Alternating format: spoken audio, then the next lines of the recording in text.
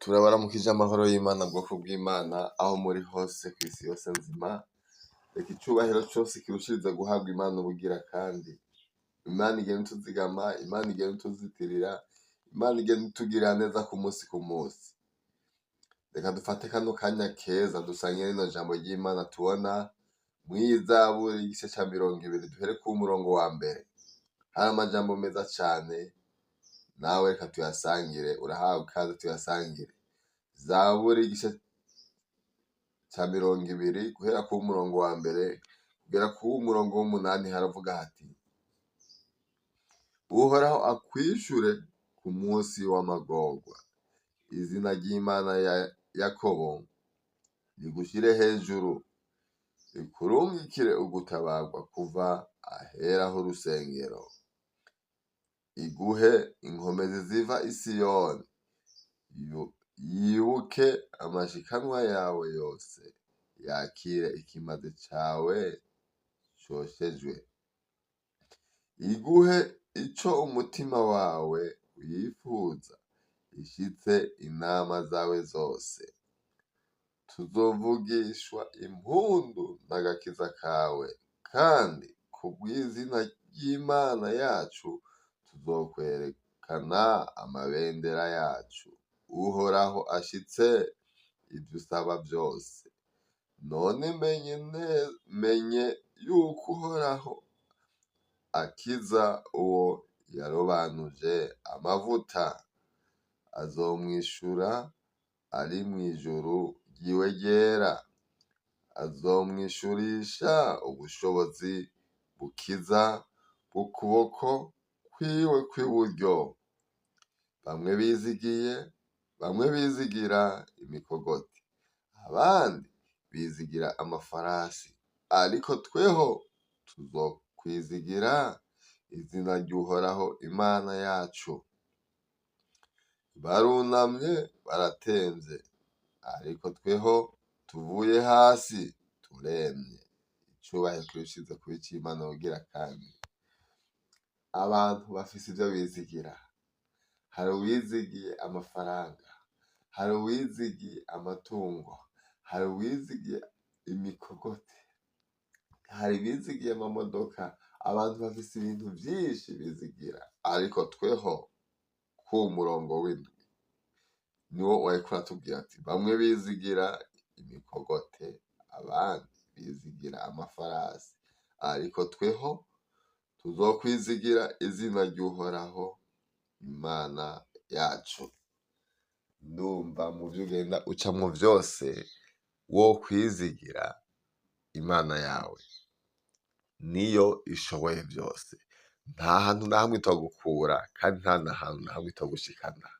Kira kuyizigira gusa, wumve ariyo wokwizigira, kuko niyo ishoboye vyose. Ni Imana itwitayeho, Imana itugirira neza ku musi ku musi. Izina ryayo rishize gushirwa hejuru bugira kandi. Ino zaburi ni izaburi nziza ituremesha, itwereka uko umuntu akwiye kwizigira Imana. Ku murongo wa mbere niwo wariko uratubwira: Uhoraho akwishure ku musi w'amagorwa, izina ry'Imana ya Yakobo rigushire hejuru. Niba uri mu bibazo bitandukanye, niba uri mu magorwa, Uhoraho akwishura kubera inyishu.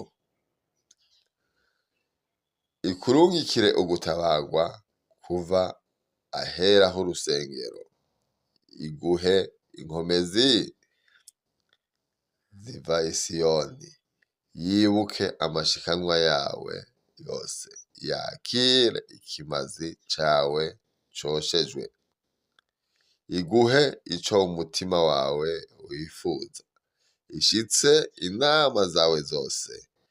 Tuzovugishwa impundu n'agakiza kawe, kandi kubw'izina ry'Imana yacu tuzokwerekana amabendera yacu.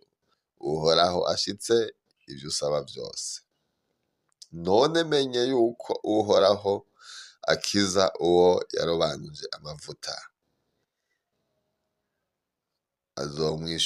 azomwishura ari mw'ijuru ryiwe ryera, azomwishurisha ubushobozi bukiza ukuboko kwiwe kw'iburyo.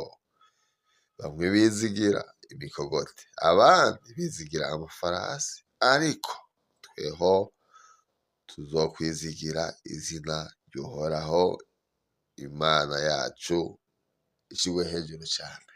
Amen. Aho uri hose wumve ico ukwiye kwizigira ari Imana yakuremye, Imana ikuzigama, Imana igenda ikugirira neza. Kuno musi wumve ivyizigiro vyawe atahandi hantu hobishira atari ku Mana yaremye isi n'ijuru. Iri jambo riza ridushiramwo izindi ntege zo kwizigira Uhoraho muri vyose. Ati bamwe bizigira imikogote, abandi bizigira amafarasi, ariko tweho tuzokwizigira izina ry'Uhoraho Imana yaremye ijuru n'isi. Imana yacu ishirwe hejuru cane. Nta handi ivyizigiro vyacu bikwiye kuba atari mw'iyi Mana ituzigama ku musi ku musi. Nawe wararyamye mw'ijoro, hama uvyutse amahoro kubw'icubahiro c'Imana. Nta buhinga wagize, nta nkomezi na zimwe washizemwo, n'ubuntu bwayo igenda itugirira ku musi ku musi.